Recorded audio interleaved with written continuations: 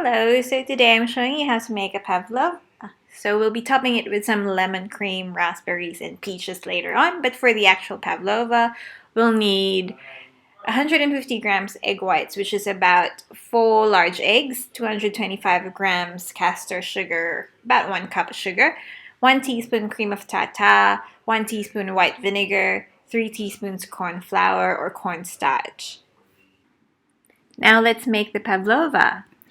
So in the bowl of a stand mixer with your whisk attachment, sprinkle the cream of tartar on top of the egg whites and start whisking on medium speed until it gets frothy. So note, medium speed, you don't want to rush anything.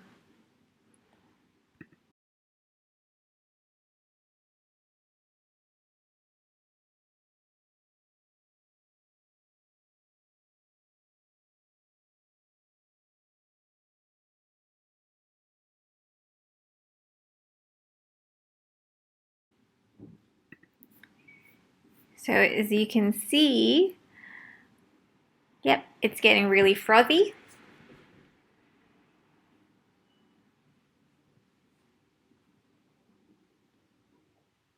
There you go. So at this stage, we can gradually add a spoonful of sugar at a time. Again, don't rush to this step. You want the sugar to fully dissolve, so yeah, just be very patient about it. Especially if it's the first time you're making your pavlova.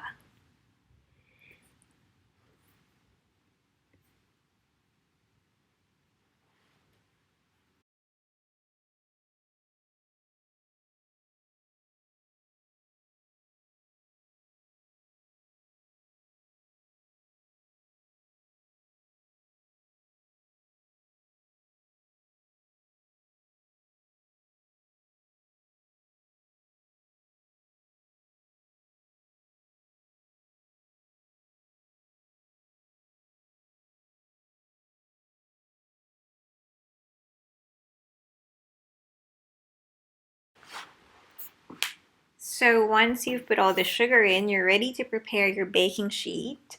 So draw a circle on a baking paper, flip it over, and grease a baking tray and the baking paper with some spray oil, which I've forgotten to do on this video. So let's go back to your meringue, see how it's going. So you'll need to check whether all the sugar has been dissolved. The way to do it is to feel the meringue in between your fingers. And then also you'll need to check whether your meringue is actually ready. I normally like to whip it to medium peak. So if you still have some sugar in there that's not yet dissolved, just keep whisking until you get a smooth meringue.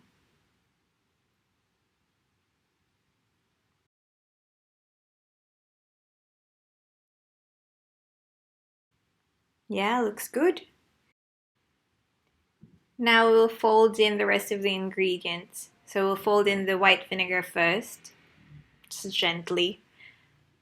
You can use any form of white vinegar, whatever you have handy. Just don't use colored vinegar.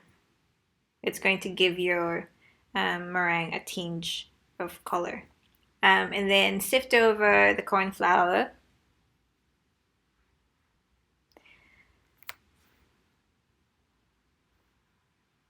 Yep, just like that. Till it's all gone. You can use any strainer. This is the one I had handy, so this one's super fine.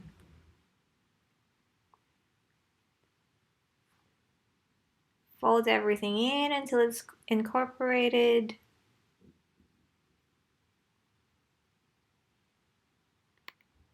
Looking good. There we go. Now we're ready to pile it on the tray. So as I said, I forgot to spray the baking sheet with oil. Don't do that. I'll show you what happens to this pavlova later on. But yeah, so just pile the meringue on top. Yeah, you can also use a piping bag if you find that easier. But I find with this, I don't get a lot of air pockets. So just shape and put whatever design you want. This one's a bit tall. I made it a bit taller. Yeah, so just keep going until you're happy with the shape of your pavlova.